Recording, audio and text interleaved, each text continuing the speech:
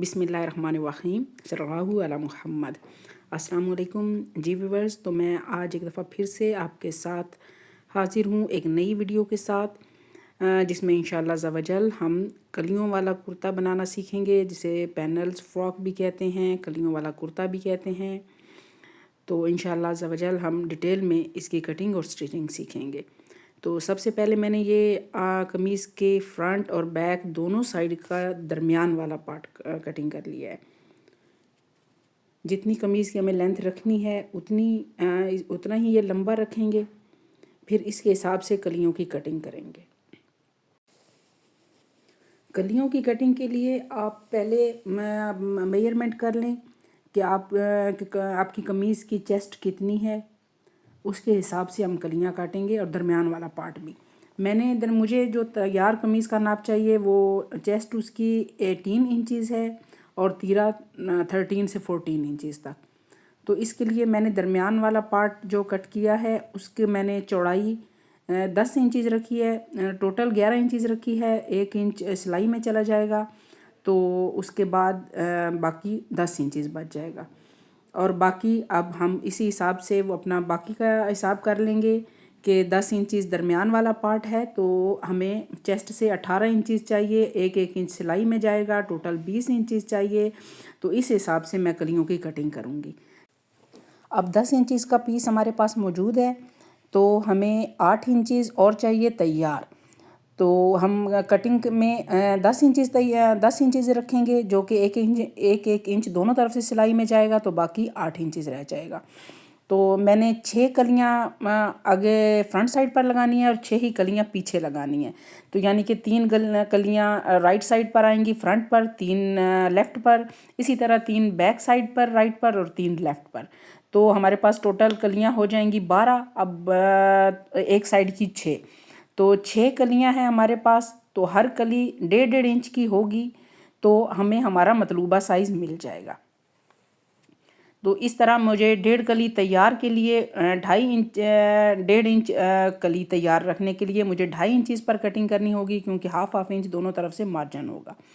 तो मैंने इसी तरह से कटिंग कर ली है। ऊपर से 2.5 इंचज़ पर रख कर पहले मैंने सीधी नीचे निशान लगाकर उस पर कटिंग की है, फिर ऊपर से मैंने कलियों को शेप दे दी है जी। तो मैं जहाँ पर मैं वेस्ट का निशान लगाना है मुझे, वो 15 इंचज़ होगा। 15 इंचज़ पर यानी मुझे वेस्ट का निशान लगाना होगा, तो वहाँ तक मैंने ये निशान लगाकर कलियों को सीधा कर लिया है। यानी जितनी कली का ऊपर से साइज़ है इतना ही नीचे से रखेंगे। ऊपर से 2.5 इंचज़ पे रखा है, तो नीचे से भी 2.5 इंचज़ पर ही निशान लगाकर ये 15 इंचज़ पर, यहाँ पर भी 2.5 इंचज़ पर निशान लगा के इसको सीधा कट कर लेंगे, और बाकी पीछे कली को इसी तरह से हम शेप दे लेंगे।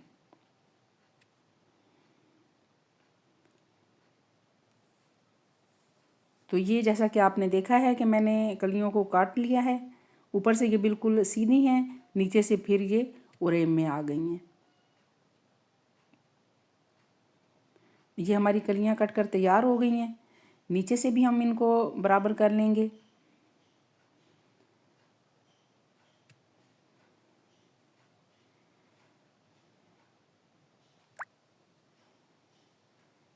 ये हमारे पास टोटल 12 कलियां कट के तैयार हो गई हैं।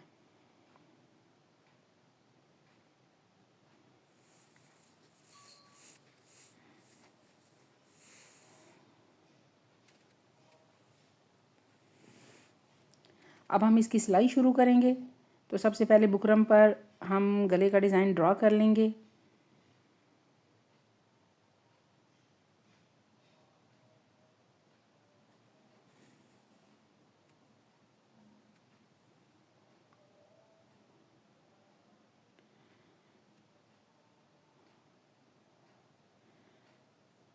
तो बुकरम पे गले की कटिंग करके मैंने उसको पेस्ट कर लिया है।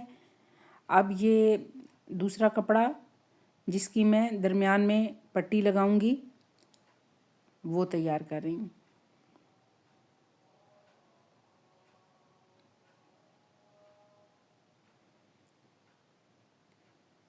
जो बुकरम पर कटिंग किया था वो मैंने इसी कपड़े के ऊपर पेस्ट कर लिया है। और अब इसके ऊपर मैं ये जिस कलर की मुझे लेस लगानी है उसी कलर का कपड़ा लेकर मैं ये पाइपिंग कर रही हूँ।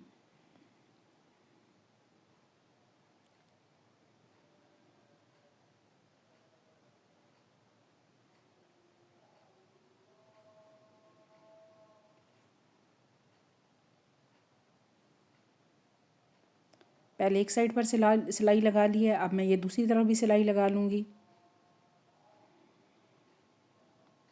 जितनी चौड़ी आप पाइपिंग निकालना चाहते हैं इतने ही डिस्टेंस पर आप सिलाई लगा लें।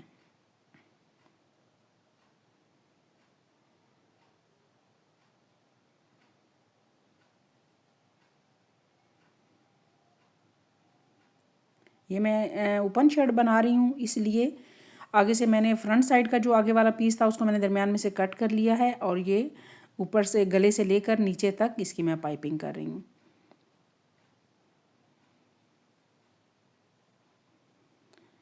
ये मैं एक पट्टी तैयार करूँगी जो कि फ्रंट साइड पर के जो दो पैनल्स बनाए हैं उन दोनों को आपस में जोड़ने के लिए नीचे रखेंगे।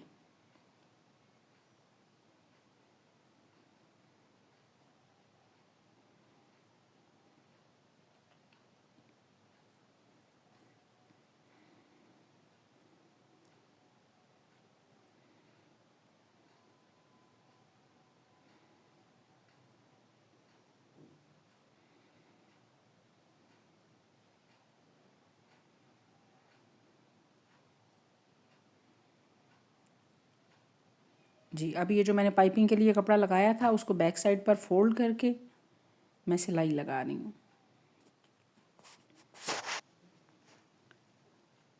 जी, तो ऊपर से जितना गला मुझे ओपन रखना है, यानी कि जितने बटन खुल सकें, क्योंकि इस गले के ऊपर मुझे बैन लगाना है तो वो गला वैसे नहीं पहना जा सकता, उसके लिए हमें आगे से बटन रखना ज़रूरी होते हैं।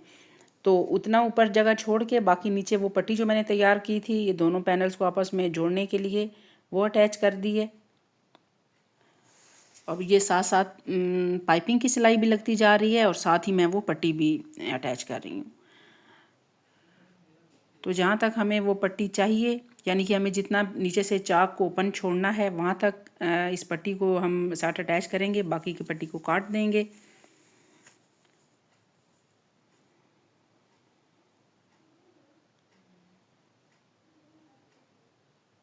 अब इसी तरह दूसरी साइड भी हम इसके साथ अटैच कर लेंगे।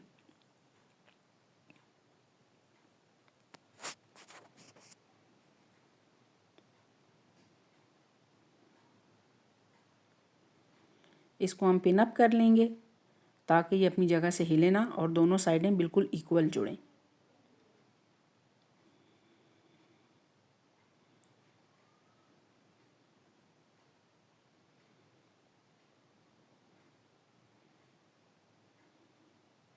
इसकी पाइपिंग को भी अंदर की तरफ कपड़ा मोड़ते हुए आप कंप्लीट करें।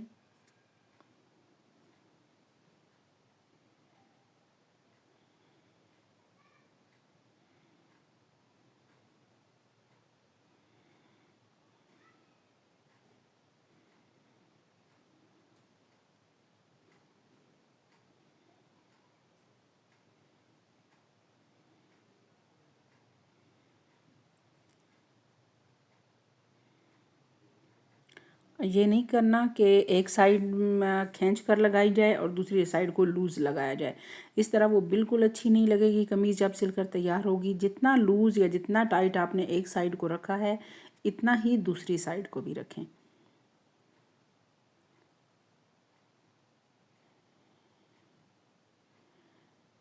ये यहाँ पर कंप्लीट करने के बाद अब हम बाकी की पाइपिंग भी कंप्लीट कर लेंगे।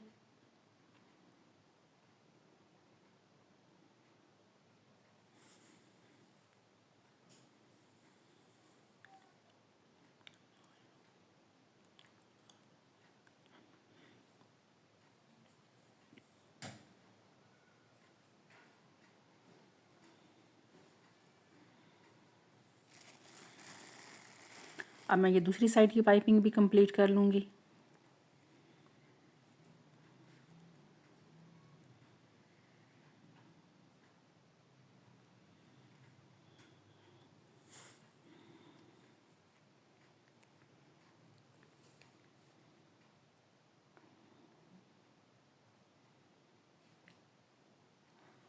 अगर आप साथ साथ इस्त्री का इस्तेमाल करें तो कमीज़ में या जो भी कपड़ा आप तैयार कर रहे हैं उसमें और भी खूबसूरती पैदा होती है। यानी कि आप ये पाइपिंग लगाने के बाद एक दफ़ा इसको हल्का सा पानी का छिड़काव करके अच्छे से प्रेस कर लें तो ये बिल्कुल आपका एकदम फिट बैठ जाएगा। अब मैं इस पर ये लेस लगा रही हूँ। मैंने आपको बताया था कि जैसा जिस कलर की मैंने लेस इस पर लगानी है उसी कलर का मैं कपड़ा पाइपिंग के लिए इस्तेमाल कर रही हूँ। तो आप देखें ये मैं उसी कलर की लेस भी इस्तेमाल कर रही हूँ। ये पैनल्स पर ये फ्रंट पैनल दोनों साइड्स पर पाइपिंग के साथ साथ हम ये लेस अटैच कर लेंगे।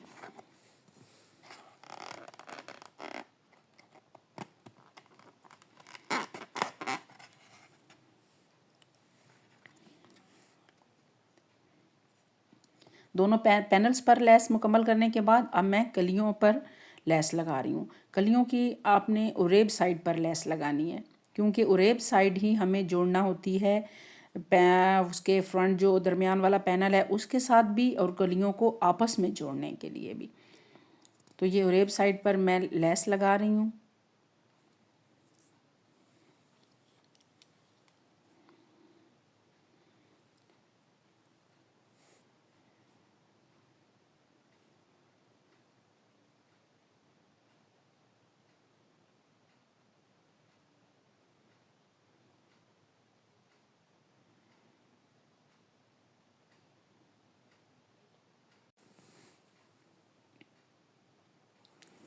ये मैंने सारी कलियों पर लेस कंप्लीट कर ली है। अब इन कलियों को दरमियान वाले पैनल के साथ अटैच करेंगे।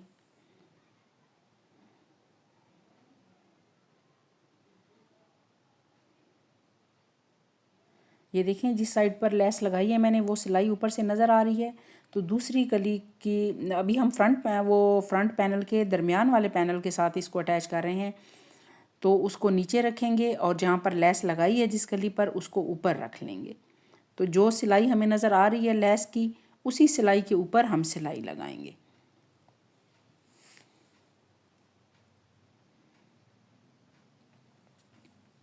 ये देखें हमारा ये सिलकर तैयार हो गया। मैंने सारी कलियां अटैच कर ली हैं इसके साथ, और अंदर से मैंने तमाम जो उसके जोड़ थे जहाँ जहाँ भी हमने कलियां अटैच की थी उन सब को मैंने ओवरलॉक कर लिया है।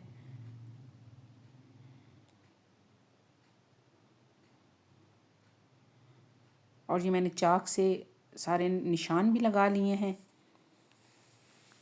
आप देख रहे हैं जितने मुझे चेस्ट का चाहिए था नाप, वहाँ पर मैंने निशान लगा लिया है, और उसके उधर 1 इंच का कपड़ा बचा हुआ है जो हमारा सिलाई के अंदर चला जाएगा।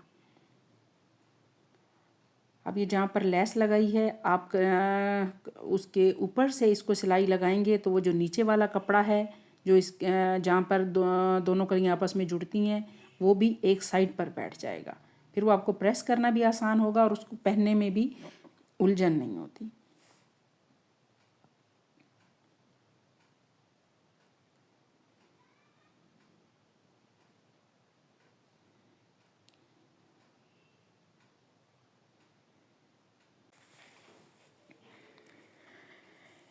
ये मेरा कुर्ता सिलकर तैयार हो गया है। अब मैं इसके नीचे दामन पर वही लेस अटैच कर रही हूँ।